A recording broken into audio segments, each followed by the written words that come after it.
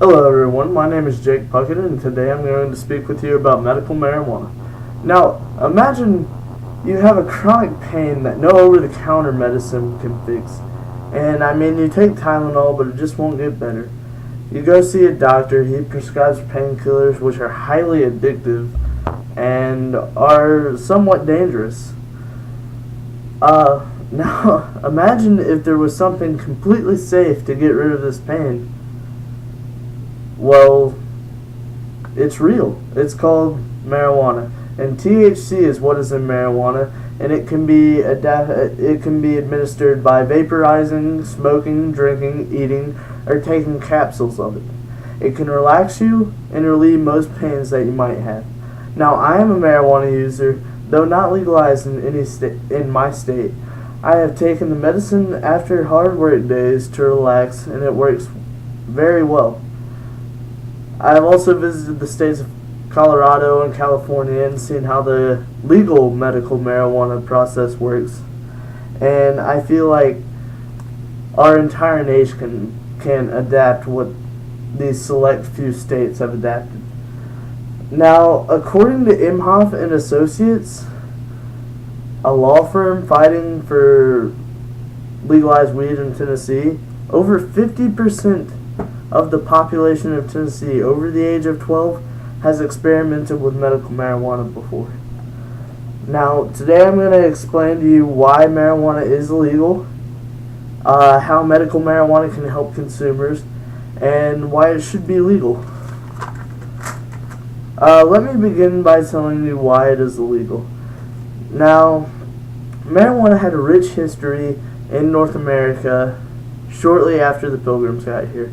For a couple hundred years, it was the number one crop in North America over corn or wheat or any food that you eat, and it was also higher than tobacco. It was the number one crop in North America, and it was actually used as tinder, as cash, before the U.S. government decided to make the money that we use today. So we're talking about something that we used to use as money, something that was around when we founded our nation, was a big part of us finding our nation, and we made it illegal. And we made it illegal because of a man named Harry J. Anslinger. Now, this guy doesn't seem like a good dude. He was the first head of the Federal Bureau of Narcotics, and he made marijuana illegal because people bribed him, people from paper companies and rope companies bribed him to make marijuana illegal because they knew that you could smoke it and he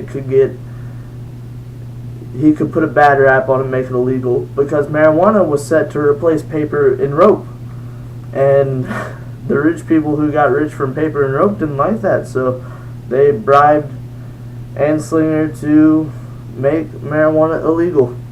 And in Congress, this guy was so arrogant as to be a racist and say that black people and Mexicans are the way they are because they smoke weed, because it was notorious for them smoking weed that they were bad people, and we need to get it out of there, make them good people.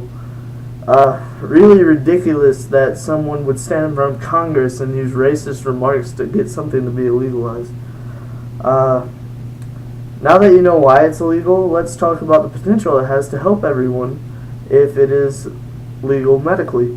Now, there are several states that already have medical marijuana legal: Alaska, Arizona, California, Colorado, Washington, D.C., Delaware, Hawaii, Maine, Michigan, Montana, New Hampshire, New Jersey, New Mexico, Oregon, Rhode Island.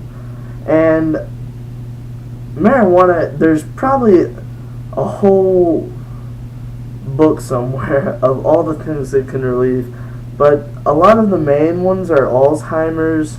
It's good for mental illnesses, cancers, for people undergoing chemotherapy, AIDS, and just any pain that you may get on a day-to-day basis from your job or whatever. Now, the first state to legalize marijuana, medical marijuana, was California in 1996. Kind of ironic because California was the first state to make weed illegal. It was also the first state to actually make it legal. but it's boomed ever since then, and now there's over 2,500 dispensaries in the state of California, and it's just so much success that it's had that I feel like it should spread nationally. But there is still a lot of work that we can do. Now, around the U.S., weed is decriminalized in a lot of places, which means you can have amounts on you, but it would only be a misdemeanor if you were caught with them.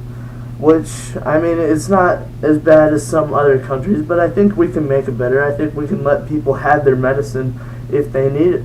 I mean, we wouldn't go to somebody who had diabetes, take their medicine away from them. I view it as the same thing right here. I mean, you're taking people's medicine away from them. A lot of people like to use this because it makes them feel better, and I think it works. I think if we can make prohibition work, which happened around the same time they were making this illegal, but I think we can make it work. I think this country can get it together and come up with a national medical marijuana plan, and it would save thousands of people yearly from going to jail, and it would just let people get what they want, which I always thought this country was about the people getting what they asked for. And just, I encourage you to do anything you can. Just go to a website, sign a petition, something to get the word out about why we need this, because people are suffering and can't get it without being arrested. So please help with anything you can. There's websites that you can go to, sign petitions, try and get it legalized. Do whatever you can. Have a nice day.